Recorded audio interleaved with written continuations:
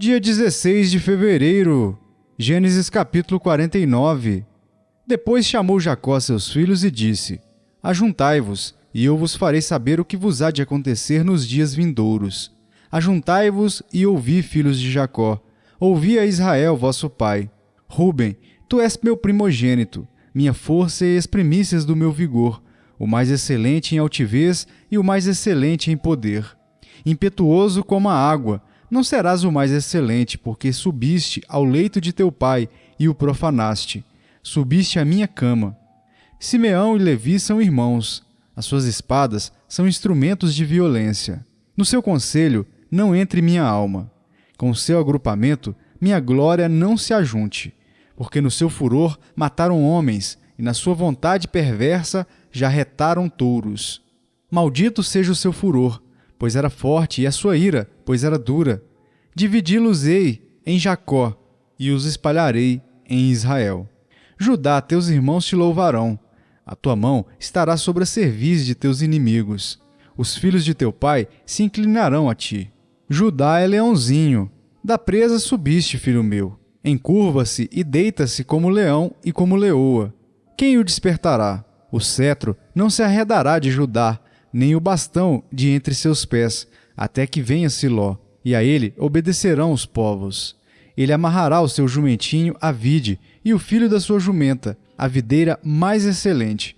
Lavará as suas vestes no vinho, e a sua capa em sangue de uvas. Os seus olhos serão cintilantes de vinho, e os dentes brancos de leite. Zebulon habitará na praia dos mares e servirá de porto de navios, e o seu limite se estenderá até Sidom. Issacar é jumento de fortes ossos, de repouso entre os rebanhos de ovelhas.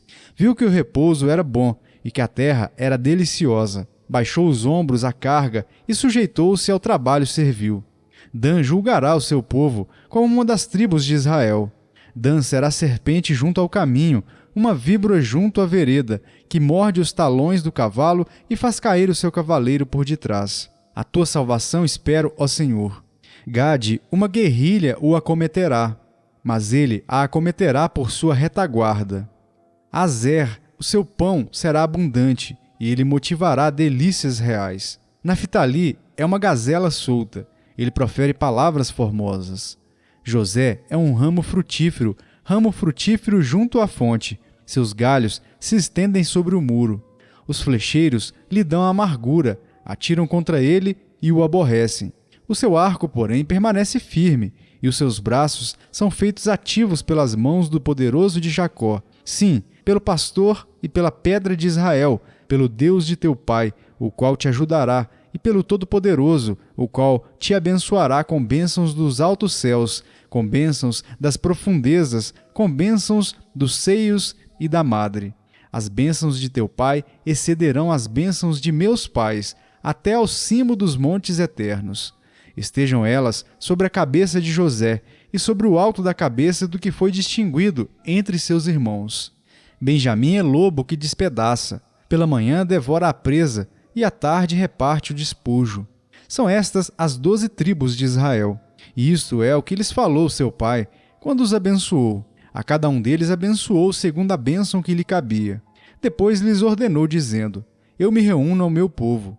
Sepultai-me com meus pais na caverna que está no campo de Efron, o Eteu, na caverna que está no campo de Macpela, fronteiro a Mamre, na terra de Canaã, a qual Abraão comprou de Efron, com aquele campo, em posse de sepultura.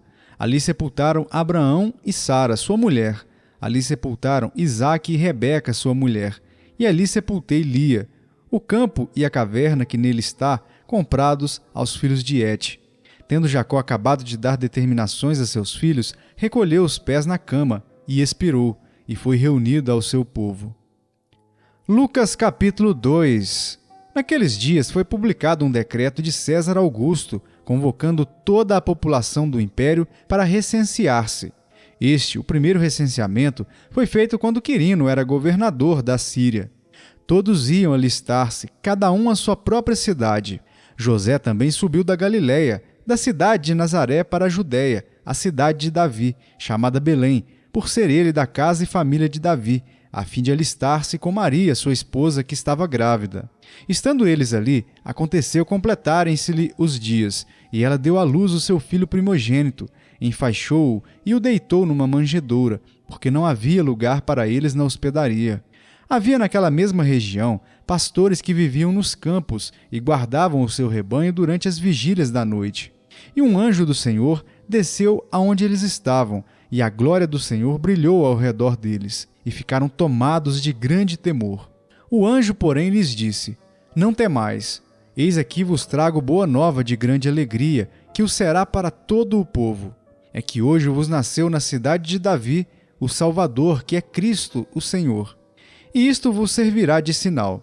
Encontrareis uma criança envolta em faixas e deitada em manjedoura. E subitamente apareceu com o anjo uma multidão da milícia celestial, louvando a Deus e dizendo: Glória a Deus nas maiores alturas, e paz na terra entre os homens a quem Ele quer bem. E ausentando-se deles os anjos para o céu, diziam os pastores uns aos outros: Vamos até Belém e vejamos os acontecimentos que o Senhor nos deu a conhecer.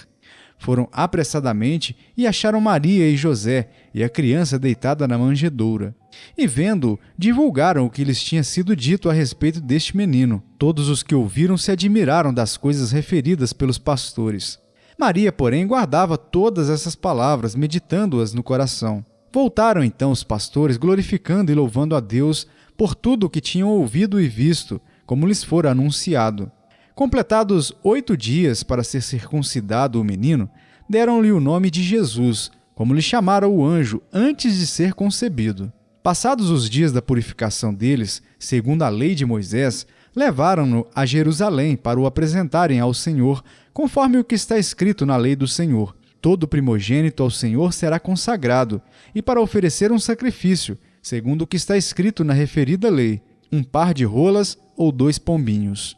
Havia em Jerusalém um homem chamado Simeão, homem este justo e piedoso que esperava a consolação de Israel, e o Espírito Santo estava sobre ele. Revelara-lhe o Espírito Santo que não passaria pela morte antes de ver o Cristo do Senhor. Movido pelo Espírito, foi ao templo, e quando os pais trouxeram o menino Jesus para fazerem com ele o que a lei ordenava, Simeão o tomou nos braços e louvou a Deus, dizendo: Agora, Senhor, podes despedir em paz o teu servo segundo a tua palavra, porque os meus olhos já viram a tua salvação, a qual preparaste diante de todos os povos, luz para a revelação aos gentios e para a glória do teu povo de Israel. E estavam o pai e a mãe do menino admirados do que dele se dizia.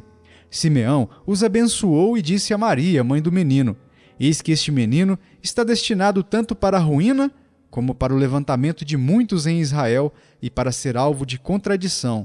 Também uma espada traspassará a tua própria alma, para que se manifestem os pensamentos de muitos corações.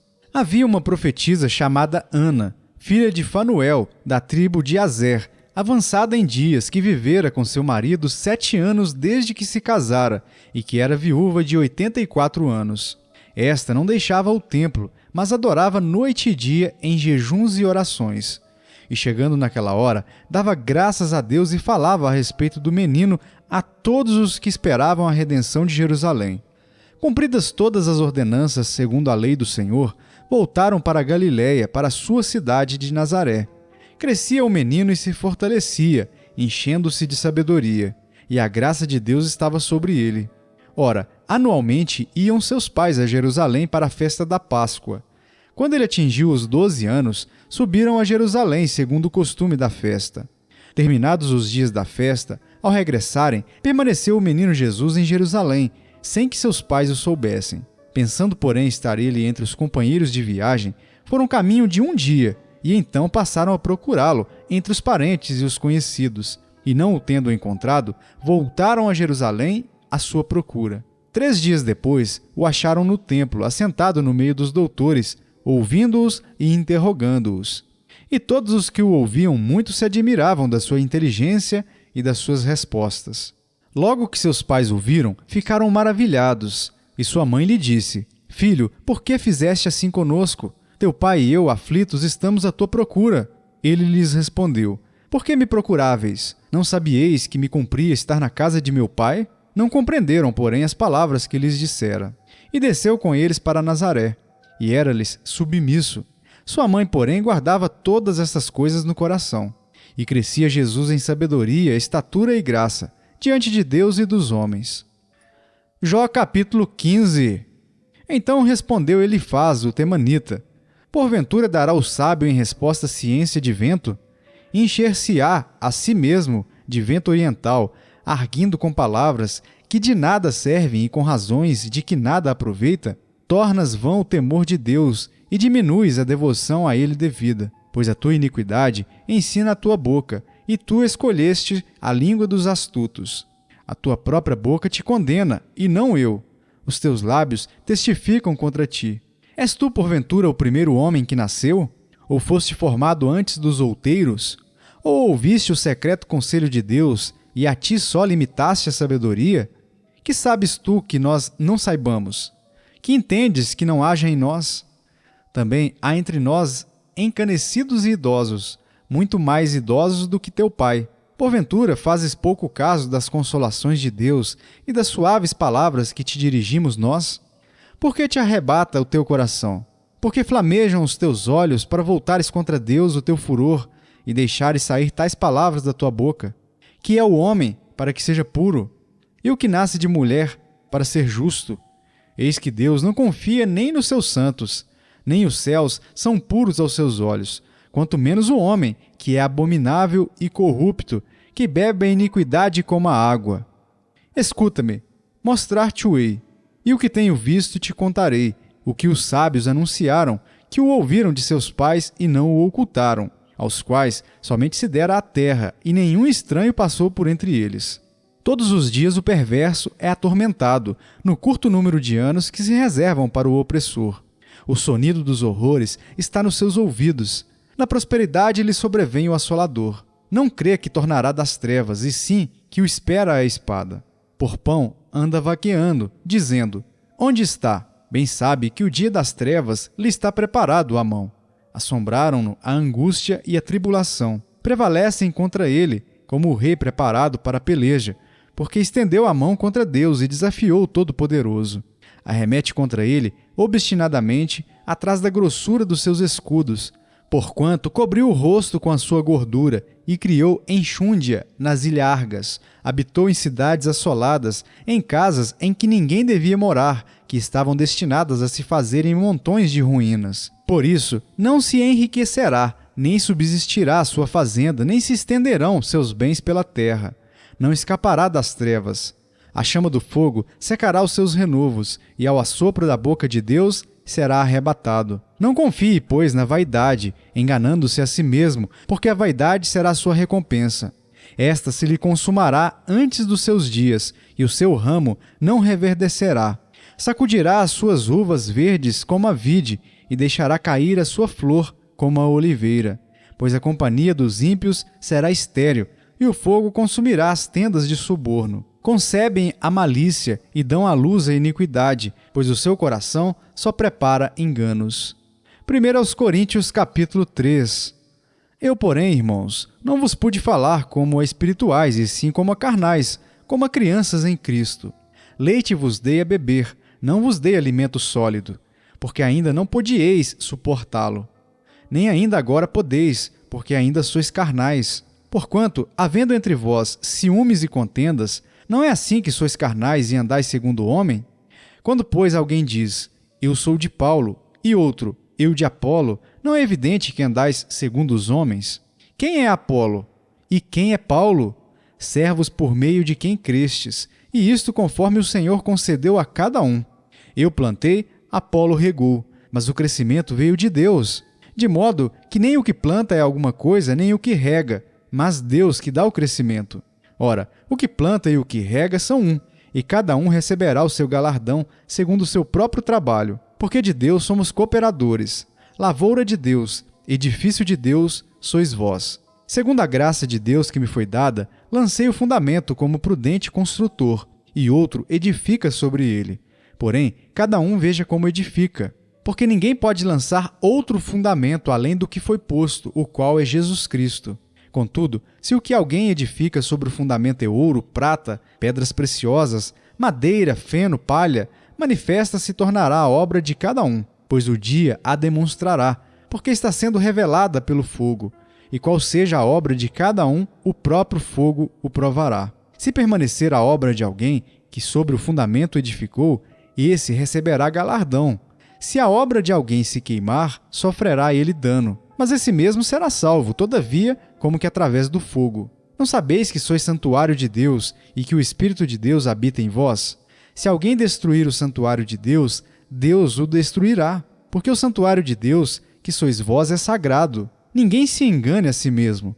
Se alguém dentre vós se tem por sábio neste século, faça-se estulto para se tornar sábio, porque a sabedoria deste mundo é loucura diante de Deus, porquanto está escrito, ele apanha os sábios na própria astúcia deles.